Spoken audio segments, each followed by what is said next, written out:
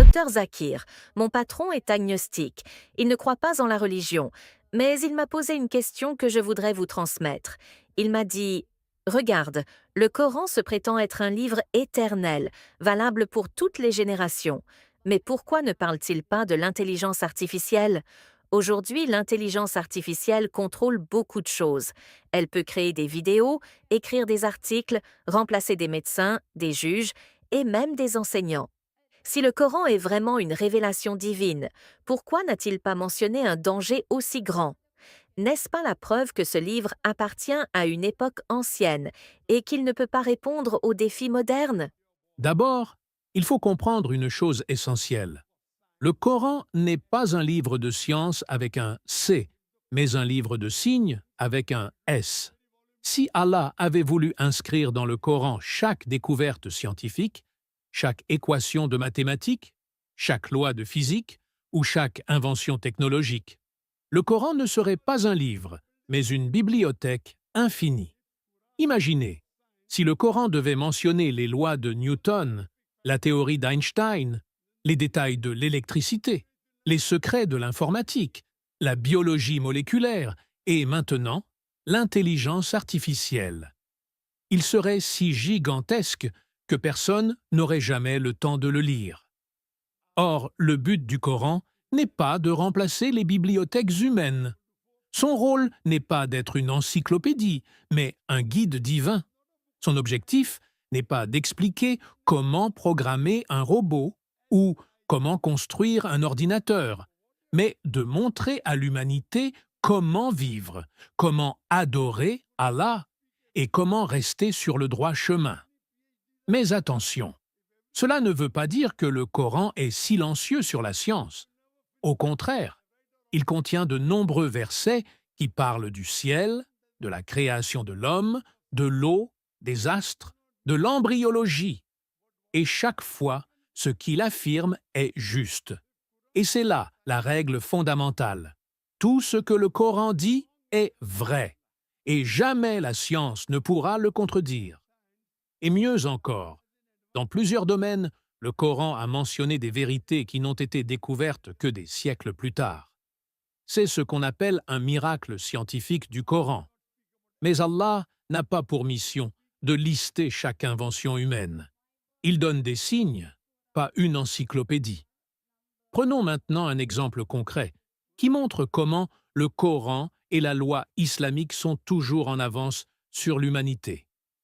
Il y a quelques décennies, les gens disaient « Regardez comme la charia est dépassée ». Elle n'accepte pas les vidéos comme preuve principale en justice. Elle exige des témoins humains. Pourtant, une caméra ne ment pas. Beaucoup critiquaient cette règle en disant que la vidéo était plus fiable que la mémoire d'un homme. Mais qu'a dit l'islam? La vidéo peut servir de preuve secondaire, mais jamais de preuve principale. Le témoignage direct d'un être humain reste supérieur. À l'époque, beaucoup se moquaient. Mais aujourd'hui, avec l'intelligence artificielle, nous voyons la sagesse divine. Car avec l'IA, on peut créer des vidéos totalement fausses. On peut fabriquer une image ou un enregistrement d'une personne en train de voler, de tuer ou de commettre un crime, alors qu'elle n'a jamais rien fait. Aujourd'hui, les juges et les tribunaux commencent eux-mêmes à douter de la vidéo, car ils savent qu'elle peut être manipulée par les machines. Exactement ce que l'islam avait déjà prévu il y a 1400 ans. C'est cela, la différence entre une loi humaine et une loi divine. L'homme pense toujours que sa technologie est infaillible, jusqu'à ce qu'il découvre ses limites. Mais Allah, lui, connaît déjà l'avenir. Il savait qu'un jour viendrait où les images et les vidéos pourraient être truquées. Voilà pourquoi il a établi une loi qui ne sera jamais dépassée. Alors pourquoi le Coran ne mentionne-t-il pas directement l'intelligence artificielle? Parce que son but est d'être universel et intemporel. S'il avait parlé d'Internet, les gens du 7e siècle auraient été perdus. S'il avait mentionné les fusées, les ordinateurs ou les voitures électriques, chaque génération aurait dit « Oui, Mais pourquoi il n'a pas parlé de la technologie qui est venue après? Le Coran n'est pas une liste d'objets ou d'inventions. Il est un message spirituel, moral et social qui pose des principes éternels.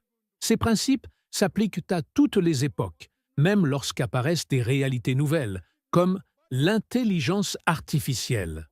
Et c'est là son miracle. Malgré les siècles, malgré toutes les révolutions scientifiques et technologiques, le Coran reste toujours juste, toujours adapté, toujours supérieur. Aucune découverte ne peut le contredire. Et certaines découvertes, au contraire, ne font que confirmer sa véracité. Ainsi, le fait que le Coran ne mentionne pas l'IA n'est pas une faiblesse, mais une preuve de sa sagesse. Parce qu'il ne s'enferme pas dans une époque, il traverse toutes les époques. Alors, que répondre à ceux qui disent « le Coran ne parle pas d'IA, donc il est dépassé » Il faut leur dire « le Coran n'a pas besoin de nommer chaque invention humaine. Il n'est pas un manuel technique, il est un guide divin, mais il contient des principes et des lois qui protègent l'humanité même contre des dangers que nous découvrons seulement aujourd'hui.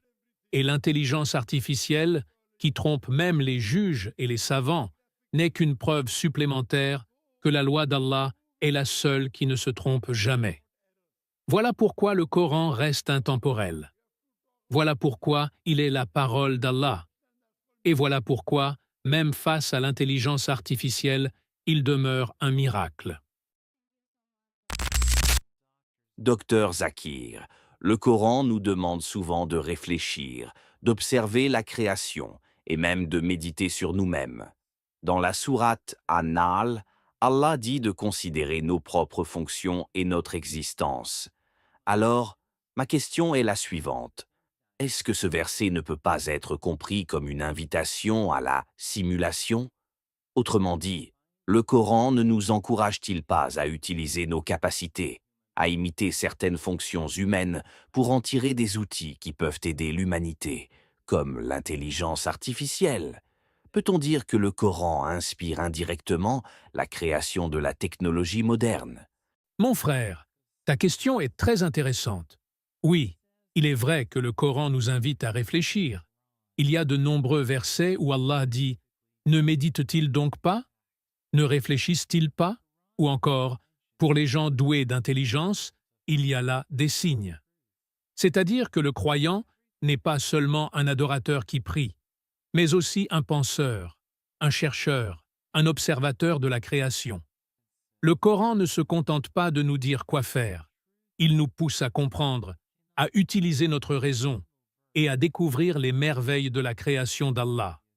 Alors, est-ce que cela inclut la technologie? Bien sûr.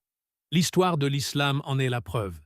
Nos savants musulmans ont excellé dans les mathématiques, l'astronomie, la médecine, l'architecture.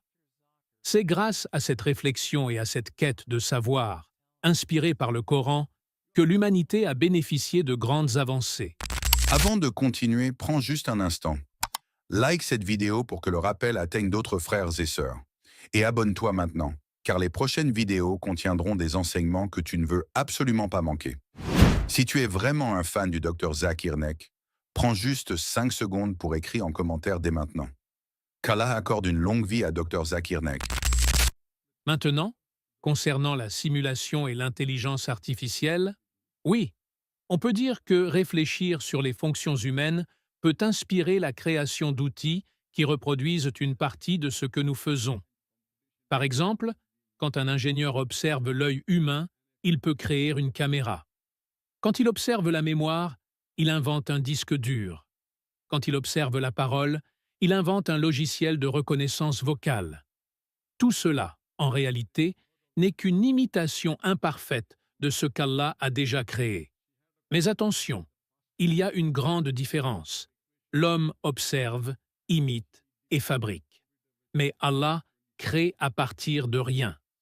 L'intelligence artificielle est un outil fabriqué par l'homme, limité à ce qu'on lui programme.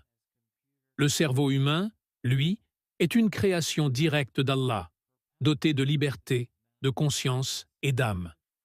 Voilà pourquoi aucune machine ne pourra jamais atteindre la dignité et la complexité de l'être humain. Le Coran a une beauté particulière. Un même verset peut parler à plusieurs niveaux. Pour un poète arabe, il est un miracle de langue. Pour un scientifique, il contient des vérités étonnantes. Pour un croyant simple, il est une lumière et une guidance. C'est pourquoi le Coran traverse toutes les époques. Il était un miracle au temps de la poésie. Il est encore un miracle à l'ère de la science et de la technologie. Alors, est-ce que le Coran nous encourage à réfléchir sur nous-mêmes? Oui. Est-ce que cela peut inspirer des outils comme l'intelligence artificielle? Oui, mais avec une condition, que cela reste dans les limites de l'éthique et de la justice. Car une technologie sans valeur peut devenir une arme de destruction. Et c'est là que l'islam apporte une différence.